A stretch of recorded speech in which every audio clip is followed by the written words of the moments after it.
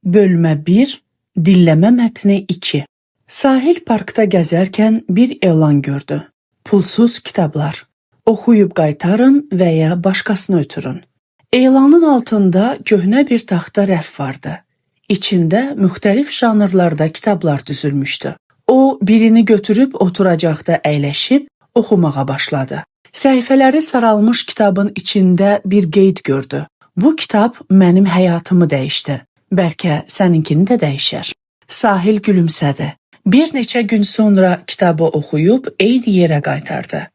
Amma içində o da bir qeyd buraxdı. Hər kəsin həyatını dəyişən bir kitab var. Bəlkə bu sənin üçündür. Bir müddət sonra parkdan keçərkən gördü ki, kitab artıq yoxdur. Yerinə başqa biri qoyulmuşdu. O an anladı ki, sadəcə kitablar yox, hekayələr də insanları bir-birinə bağlayır.